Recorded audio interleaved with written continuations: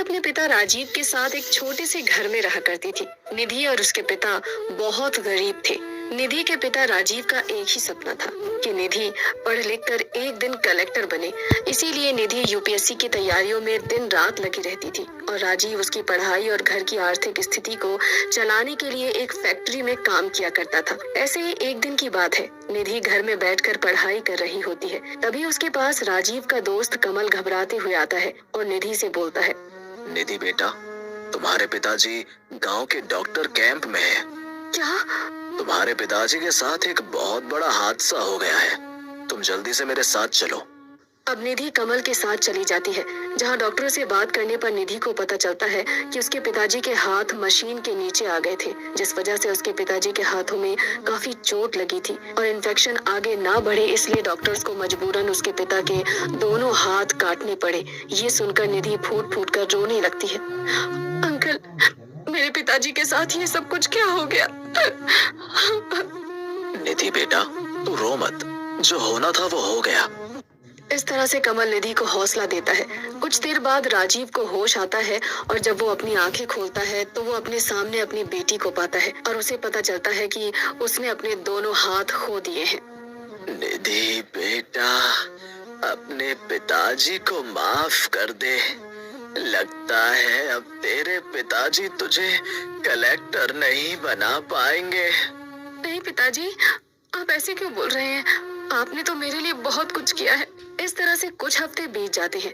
अब घर की सारी जिम्मेदारियां निधि के सर पर आ जाती है। अपने पिताजी के सपने को पूरा करने के लिए निधि अब अपनी पढ़ाई के साथ साथ बाहर काम करने का सोचती है और घर से बाहर काम की तलाश में निकल जाती है। परंतु पूरा दिन निकल जाता है और निधि को बाहर कहीं भी काम नहीं मिलता, जिसके बाद निधि का मनोबल टूटने लगता है और वो एक पेड़ के सहारे बैठकर खुद से बोलती है, पिताजी, बस एक ही तो सपना है कि मैं यूपीएससी का एग्जाम दूं और एक दिन कलेक्टर बन सकूं। अब मैं पिताजी का सपना कैसे पूरा करूं? निधि अकेले बैठकर ये सब कुछ सोच ही रही होती है कि तभी वो दो औरत को आपस में बात करते हुए सुनती है। बहन, मेरी तो किस्मत ही खराब है। अरे क्यों नीलम बहन, क्या हुआ? क्या बताऊं बहन, इतनी मुश्किल से एक नौकरानी मिली थी, पर ना जाने क्या हुआ, अचानक से उसने भी काम छोड़ दिया। समझ नहीं आ रहा दूसरी नौकरानी कहाँ से ढूंढूं। अरे कोई बात नहीं नीलम बहन, मुझे कोई नौकरानी मिलेगी तो मैं तुझे बता दूंगी। अभी मैं घर जाती हूँ।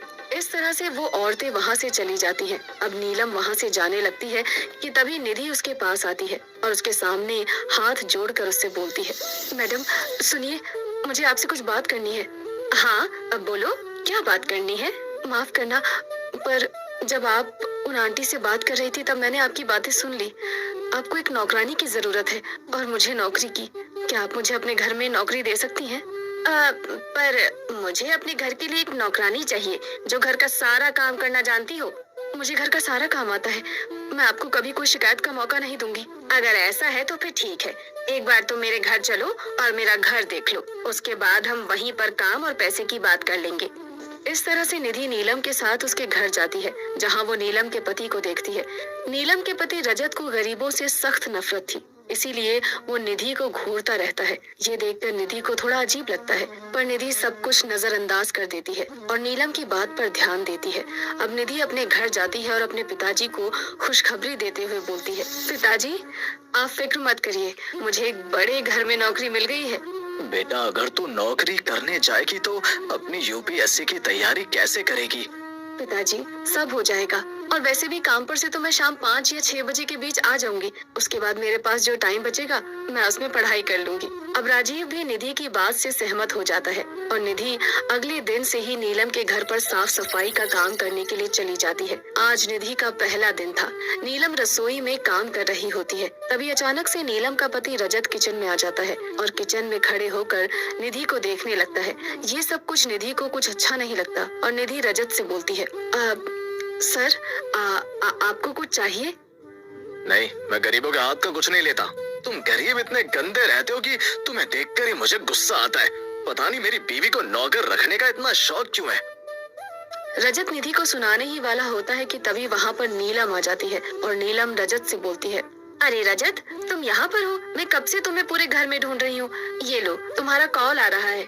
अब रजत फोन पर बातें करते हुए वहां से चला जाता है और निधि घर का काम करने लगती है। इसी तरह से निधि नीलम के घर में रोज सुबह आकर काम करती और शाम को वापस अपने घर जाकर वहां का सारा काम करती, साथ ही अपने पिताजी की देखभाल भी करती और सुबह के 4 बजे उठकर यूपीएससी की तैयारी करती। इसी तरह से समय बीतता है और देखते ही देखते यूपीएससी का एग्जाम पास आने लगता है। इसीलिए अब निधि कुछ किताबें लेकर काम करने के लिए जाती है और घर का काम खत्म करके किचन में बैठकर यूपीएससी की तैयारियों में लग जाती है। पर एक दिन रजत उसे किचन में पढ़ाई करते हुए देख लेता है और उसकी किताबें छीनते हुए उससे बोलता है, तुम्हें यहाँ पर घर की सफाई के लिए रखा गया या पढ़ाई करने के लिए? वो सर, मैंने घर का सारा काम खत्म कर लिया है। थोड़ा समय बचा तो मैंने सोचा कि पढ़ाई कर लूं। क्यों?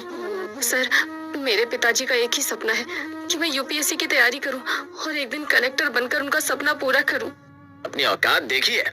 भूलो मत, तुम एक नौकरानी हो और नौकरानी कभी यूपीएससी की तैयारी नहीं करती, समझे? पर सर, मुझे कुछ नहीं सुनना, मैं अपने कमरे में जा रहा हूँ। थोड़ी देर बाद मेरा एक दोस्त घर आने वाला है, अपने काम में लग जाओ।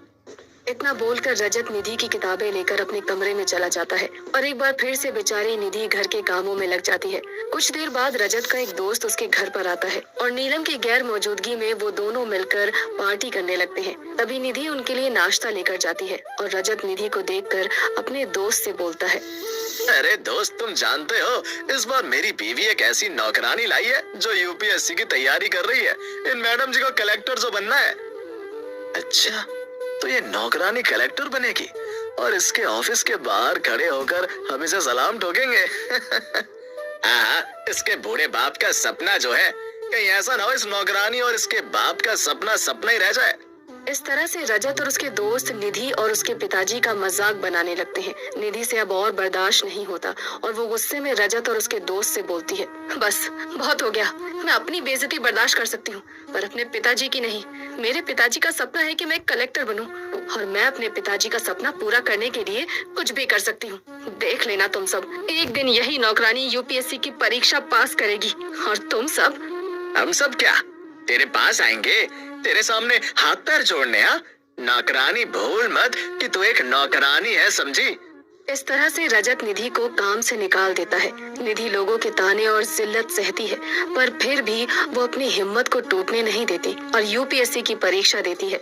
निधि परीक्षा में दूसरे स्थान पर आती है और बहुत जल्द एक दिन वो एक कलेक्टर बन जाती है। कलेक्टर बनने के बाद रजत अपने उसी दोस्त के साथ कलेक्टर से मिलने आता है, जहाँ रजत की मुलाकात कलेक्टर के रूप में निधि से हो जाती है और रजत निधि को देखकर हैरान हो जाता है और निधि रजत और उसके दोस्त से बोलती है, वो कहते हैं ना, कभी कभी हमारी जुबान पर साक्षात माँ सरस्वती विराजमान होती है।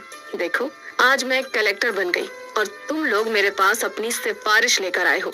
देखो, अगर तुम हमारा काम कर दो, हम तुम्हें मुंह मांगी रकम देंगे। मैं तुम्हारी ये सिफारिश खारिज करती हूँ।